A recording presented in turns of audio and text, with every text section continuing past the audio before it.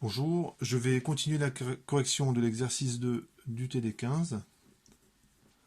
Alors la première et la deuxième question, on avait considéré la compression lente et brutale d'un gaz en autorisant les transferts thermiques avec l'atmosphère. Dans la question 3, on n'autorise plus les transferts thermiques et on considère de nouveau les deux cas. Donc j'ai un bar, donc j'ai colorfugé mon piston, et ce que je veux à la fin, c'est 10 bars de pression.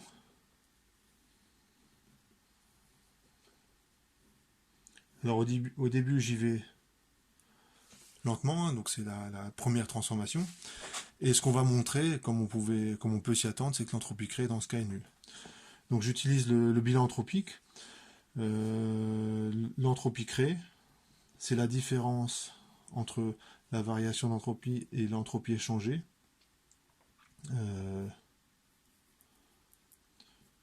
Alors, quand j'écris cette formule, j'ai la température du thermostat, on va dire que c'est l'atmosphère, égale T extérieur. Bon, on est un petit peu embêté parce que, comme il n'y a pas de transfert thermique, le système n'est pas en contact thermique avec l'atmosphère. Mais ça, c'est pas grave parce que, comme Q est nul, on a ceci. Et donc, l'entropie créée se limite à la variation d'entropie. Et on admet le résultat suivant. L'entropie, c'est d'un gaz parfait, c'est NR sur gamma moins 1, logarithme de T gamma P1 moins gamma, plus une constante. Alors il y a d'autres formules, hein, avec ici je peux mettre PV gamma ou TV gamma moins 1, ça marche aussi. Hein. Donc là j'ai décidé de prendre celle-là. Et quand on fait calcul d'entropie créée, donc ça fait NR sur gamma moins 1, logarithme de T2 gamma P2 1 moins gamma sur T1 gamma P1 1 moins gamma. Le S0 il se simplifie. Et ce que vous savez, c'est que ce truc-là, d'après la loi de Laplace, hein, je refais pas, ou sinon je le refais rapidement. T gamma P1 moins gamma égale constante. Donc je pourrais aussi dire, je mets entre guillemets, j'ai aussi PV gamma égale constante, TV gamma moins 1 égale constante. Je vous fais des petits rappels de cours. Hein.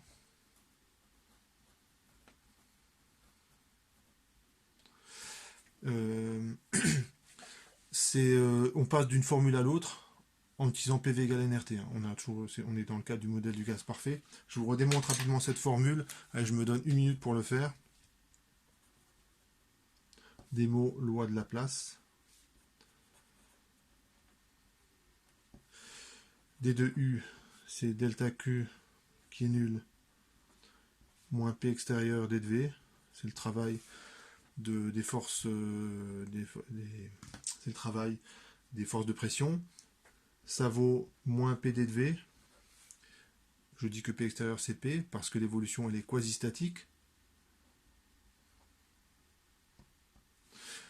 J'utilise, et ça vaut aussi, comme c'est un gaz parfait, CNR sur gamma moins 1 D2T. J'utilise le fait que P est égal à NRT sur V. Donc finalement j'arrive à NR. J'ai deux expressions pour D2U.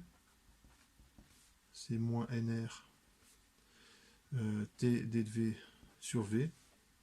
Le NR se simplifie.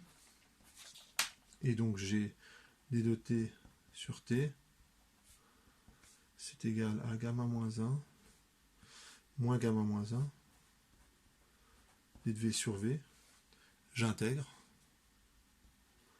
Ça fait logarithme de T égale logarithme de V exposant gamma moins 1 avec un moins. Bon, je vais pas continuer le calcul. Ce terme en logarithme, je le passe de l'autre côté et ça fait TV gamma moins 1 égale constante.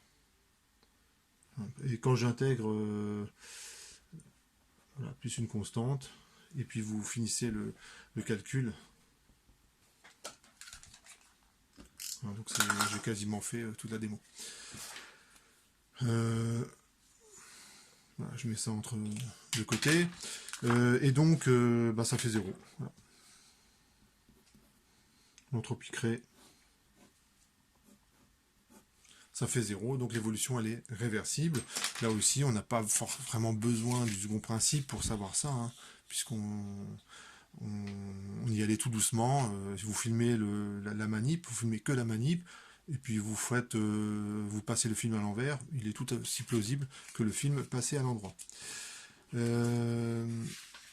Donc, au passage, je vous fais remarquer qu'une adiabatique quasi-statique est réversible. C'est ce qu'on vient de démontrer. Je répète, une adiabatique quasi-statique est réversible. Maintenant, je considère le cas de la compression brutale dans mon piston qui est calorifugé. Donc, je vous fais la manip.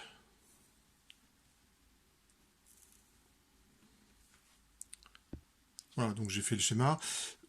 On a un bar au départ, on a 10 bars à la fin, donc on ajuste la masse M pour que ce soit le cas.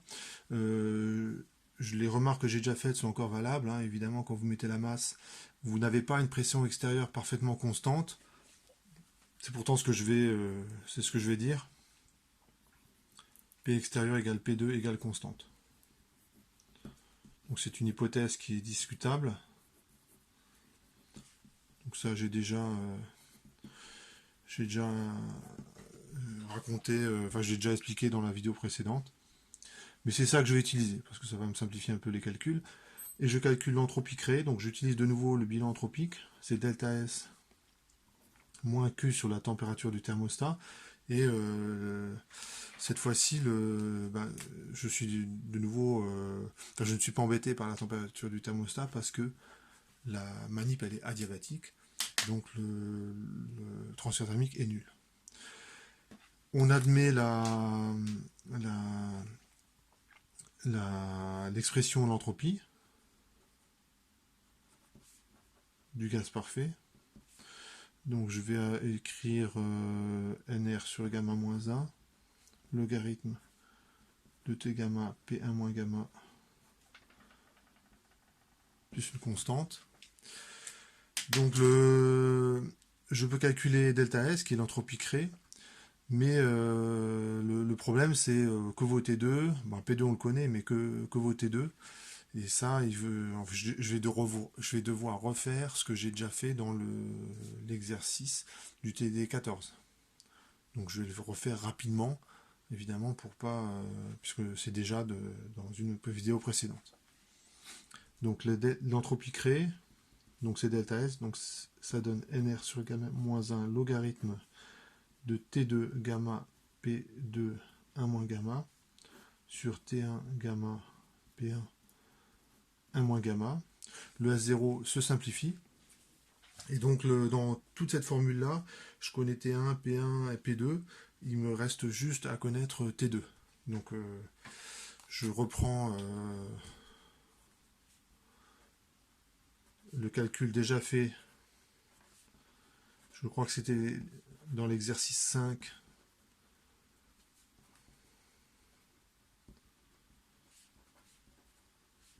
Du TD14. Donc, je vous invite à regarder la vidéo. Donc ce que je vais faire, c'est que je vais réécrire les calculs. Hein, et puis je vais conclure. Bon, j'ai fait tous les calculs au brouillon. Ça donne ça. Donc normalement je dois retrouver le même résultat que dans l'exercice 5 du TD14. Et donc je peux enfin calculer donc ce résultat là. Je le réinjecte là-dedans et on peut faire l'application numérique. Je me rends compte que j'ai fait une petite erreur dans un calcul précédent. Ici c'est l'entropie créée c'est fois NR.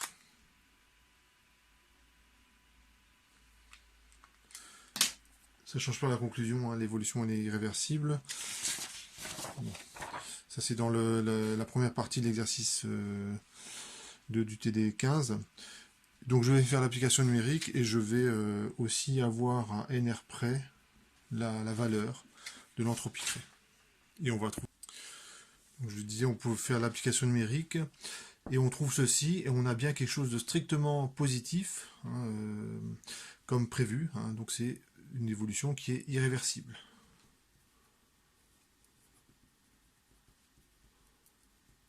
Là encore une fois, le second principe permet de montrer par le calcul que c'est bien irréversible, mais ça on le savait déjà avant, évidemment. Normalement j'ai répondu à toutes les questions de cet exercice. Voilà. Donc j'en ai fini avec cet exercice.